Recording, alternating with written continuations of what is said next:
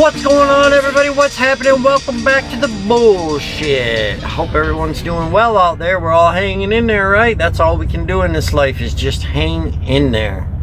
And as always, I appreciate you guys watching the videos, and I appreciate everyone who's hitting me up on the Instagram and the Snapchat and the emails. And you know what? I think I might make a Facebook page too, because myself, I don't really like Facebook a whole lot anymore. It's kind of outdated, but I realized that we got some older folks, right, that like the old Facebook. My dad loves it. My dad's got some bitches up on there, boy.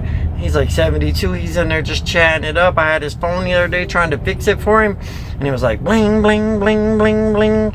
I don't know how many of them bitches are real, but he enjoys it. Look, another sunset, another day wasted away out here all alone on the road. These fucking places, man, they take forever to unload you, right? And then they wake you up, and all of a sudden they want you off the dock, like Johnny on the spot, right? So the broker just called me to make sure that I'm pre-cooling my trailer for my pickup.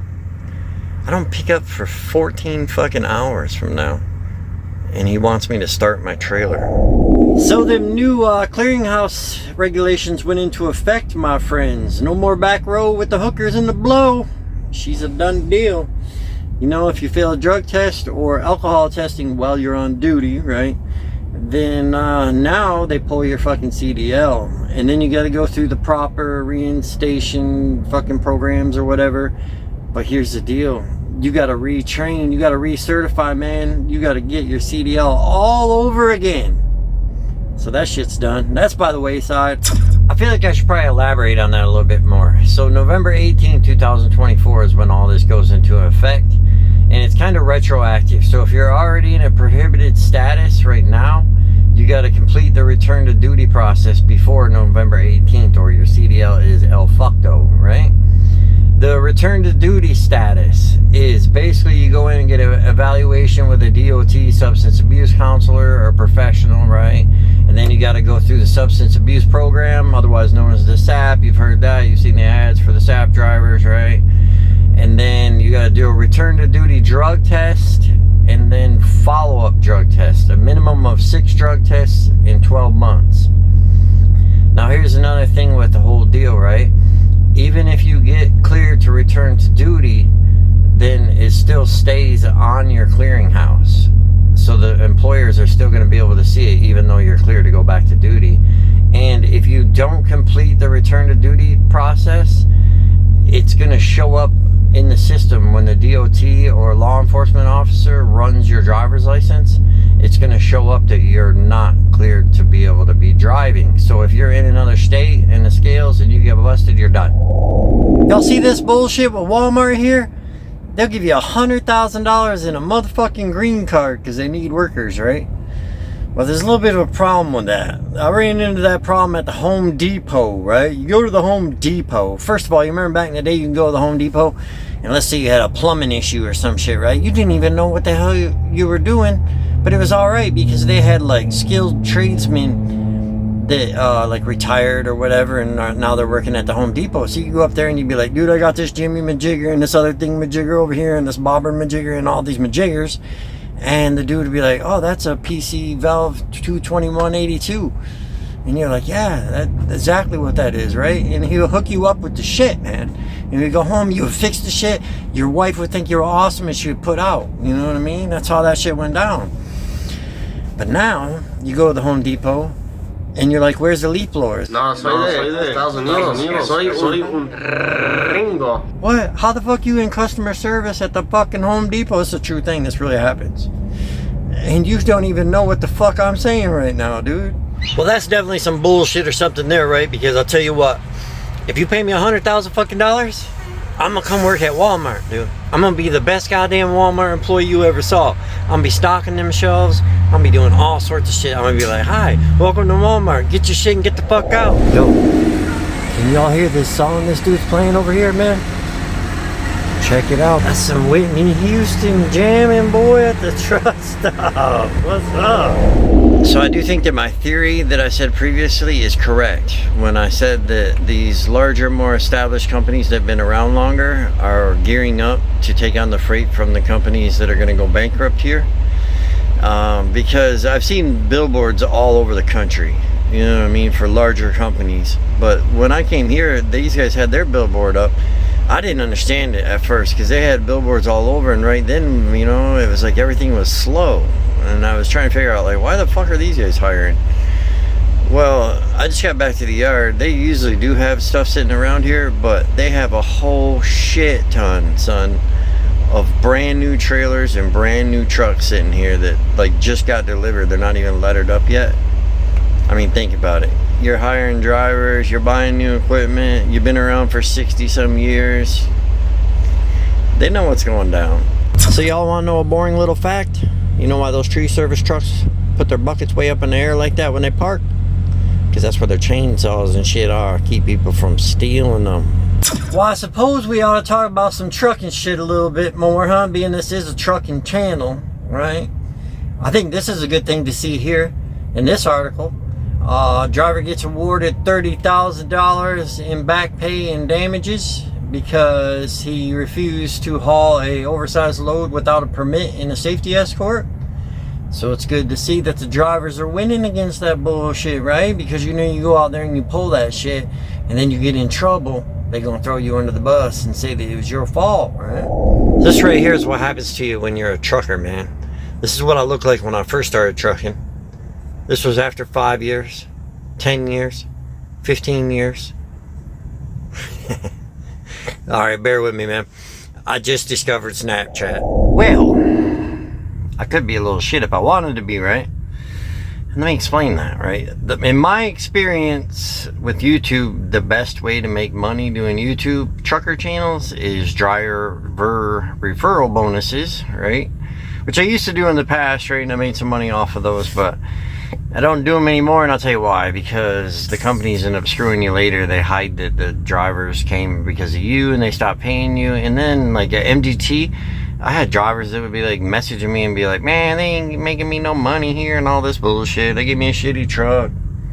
I'm like, motherfucker, I didn't hire you. I just referred you over there.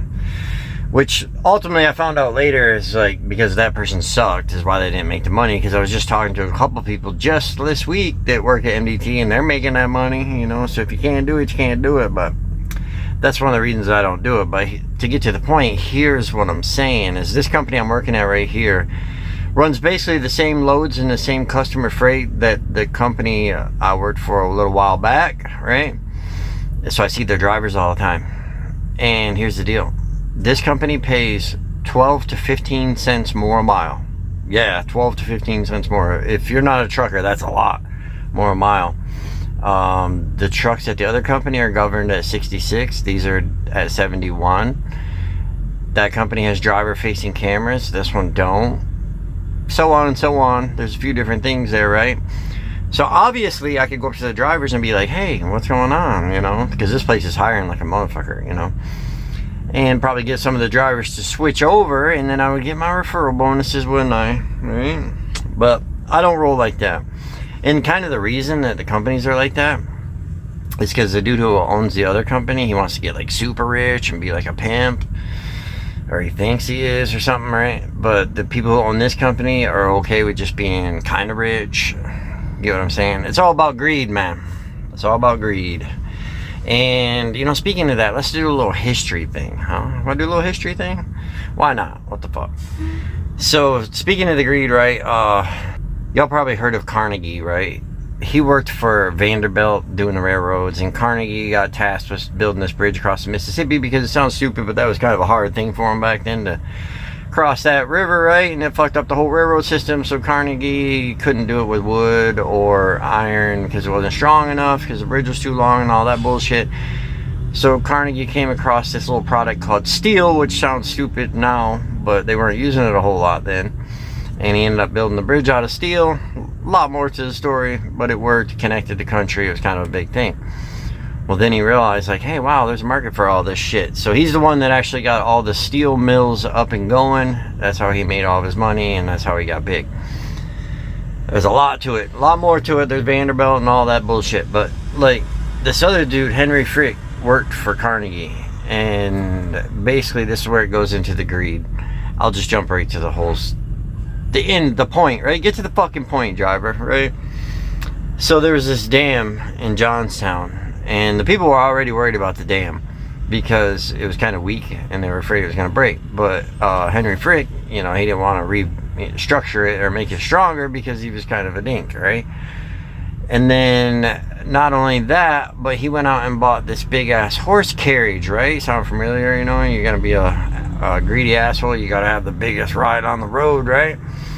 Well, this big ass horse carriage was bigger than everyone else's horse carriage, so it wouldn't fit across the dam, and he wanted to fit to go across the dam. So he told the guys, and they said, the only way we can do that is to lower the dam, and then that's going to be a problem. That's going to make it weak.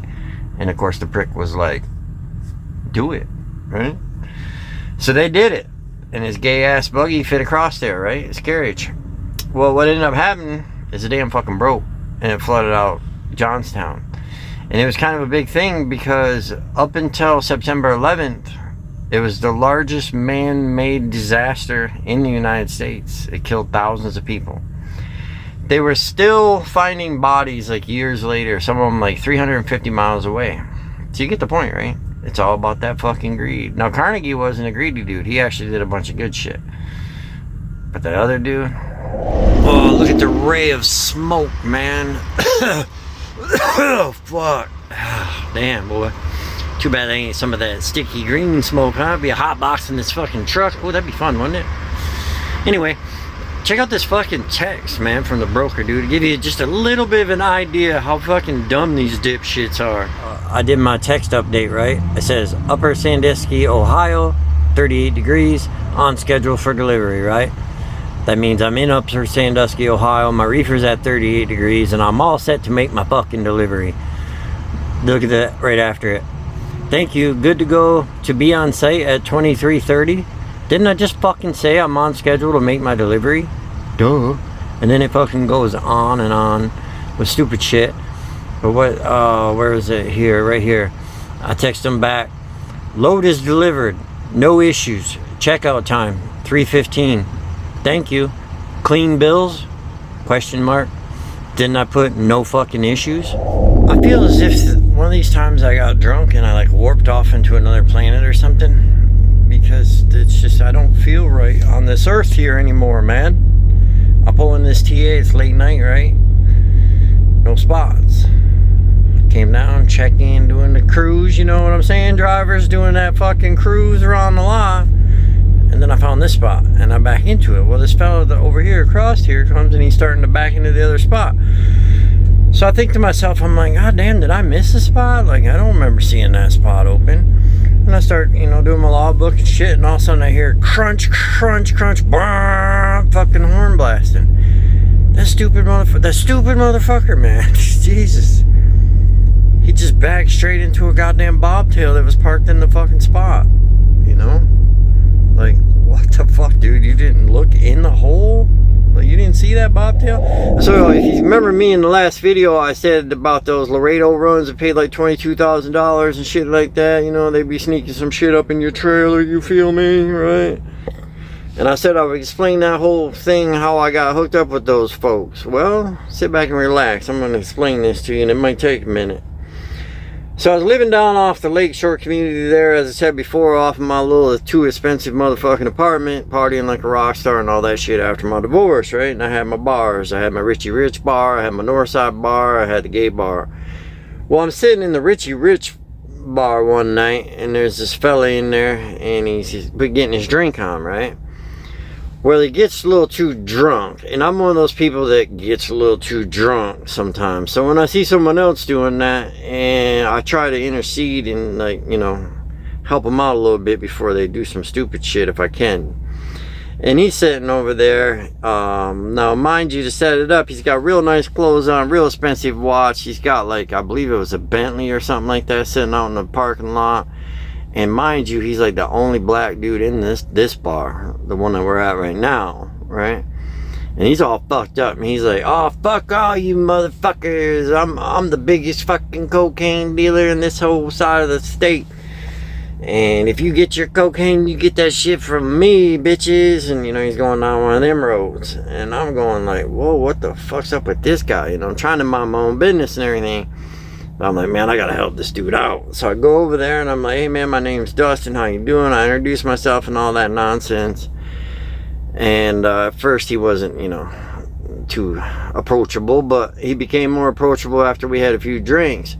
And I tell him, I'm like, yo bro, slow that shit down. He's like, oh fuck these people. And I'm like, yo dude, there's like lawyers and prosecuting attorneys and judges and shit up in this motherfucker, dude. Like, he's like, yeah, I know they buy my goddamn cocaine, which is probably fucking true.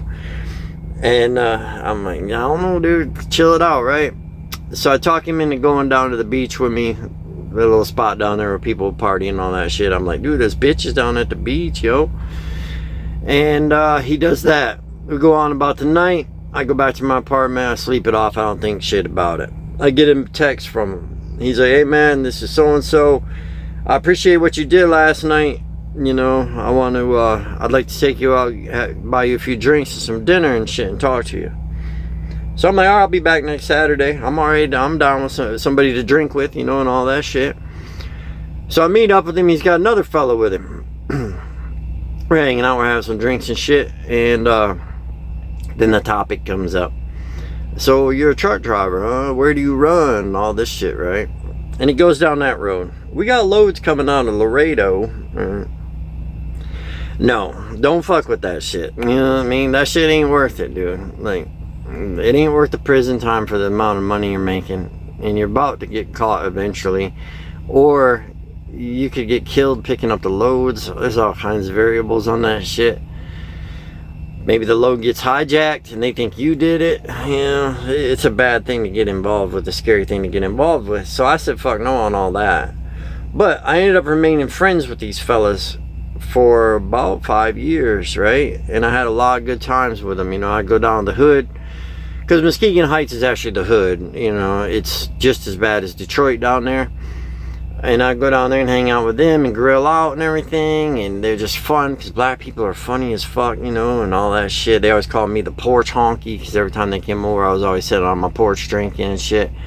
And then I go down to the black club with them, where I was like the only white dude up in there, and always had a good time down there. And they basically just kind of washed my ass for the time period that I lived in that city, helped me out with some shit that came up. And I really enjoyed their friendship. They were good dudes. One of them's still there. I kind of lost touch with him because I moved out of there. The other one, that motherfucker, you know, is a black dude, right? And he ended up getting on lovey-dovey with white chicks, man. When I met him, he was all with black chicks. I kept bringing white chicks around, and he was all thinking that my white chicks was all good looking and shit all the time. Next thing I know, he's got him a white chick, and then this motherfucker, it's in Wisconsin now, man. He got married to a white chick. We moved to goddamn Wisconsin. And when he was doing it, I was like, he was like, yeah, I'm marrying her and I'm moving out there. Her family's got some land out in Wisconsin. I'm like, bro, you ever been to Wisconsin? He's like, what are you talking about? I'm like, you know, you're black, bro. He's like, so what? I was like, oh, Wisconsin's a little different, man. Like, especially out in the country, but whatever, it'll work. And he's like, what are you saying, man? He's like, you ever been to the hood? I'm like, you know I've been to the hood. I go down there with you all the time. He goes, you're white, man. I get it. Whatever. It was kind of a sad deal. His wedding was fucking awesome, dude. I mean, they had like DJs. It was like a fucking concert up in that bitch. And I got way too drunk and embarrassed myself. But it was worth it. But it was a sad day because I knew he was leaving, man. And he was like one of my best friends up in there. So he's gone. I don't really talk to him. I text him every now and then. But, dude, he's all about Wisconsin now, bro. He used to be dressed like, you know, like a black dude would dress, you know. And now he's wearing like goddamn carpenter pants and fucking button-up t-shirts and shit. I don't know what they did to him out there, but I think, you know, something happened. You know, I'm always saying fuck these self-driving cars and all that bullshit, right? Why do we need them? Why are we so lazy? Oh, I gotta change my stance on that whole deal, man. Because I'm one of those dudes, right, that likes to get my drink on. Did you figure that one out yet? And when I'm getting my drink on, I don't really like sitting around the house. I mean, I do a lot because, you know, fucking DUIs and all the bullshit nowadays. But I like to go out and visit friends, you know, stay at someone's house a little bit, go to another friend's house, hit some bars, maybe go to the river, whatever, right? Go do some shit. But the whole fucking driving, and who wants to be a designated driver and drive a bunch of fucking drunk people around, right? You getting where I'm going with this? A fucking self-driving car would be the shit, dude. I'll just program in some shit and be riding around like a pimp, son. Some people just suck, man. What do you think? Do some people suck or what? That's like one of the biggest problems in life is dealing with other fuckheads. I think I need to move back out to the forest, son. Anyway, I'm in here in Missouri, right? Getting a shower and everything. And this dude wants to get some cigarettes, right? Because if y'all don't know, the cigarettes are basically like half fucking price in Missouri.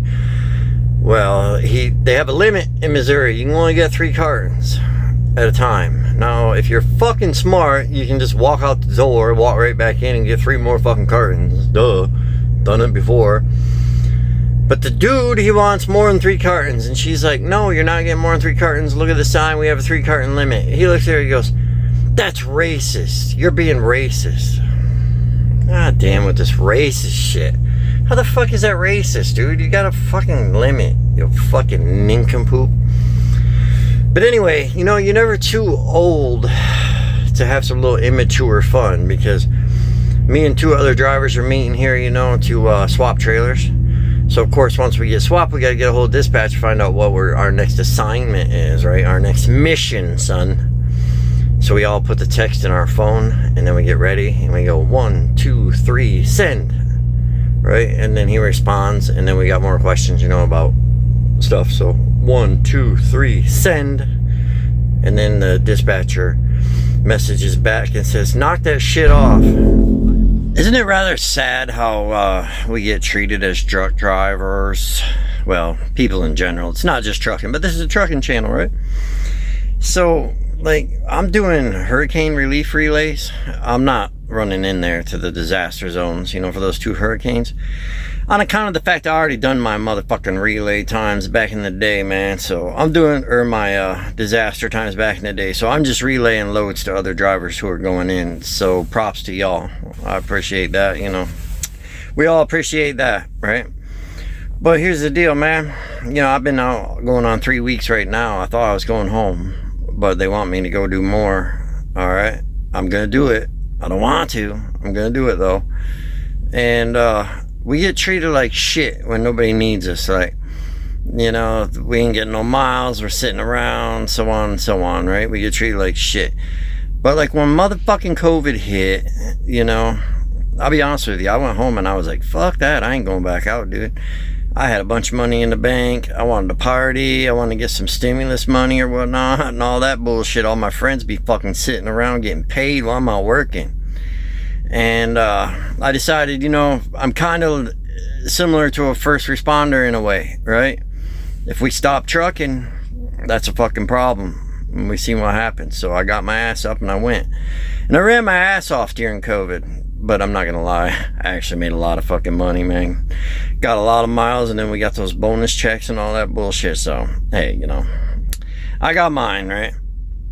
But during this whole shit, you know, you need us, and then we're all fucking cool, and then when it's over, fuck the truckers. You have a way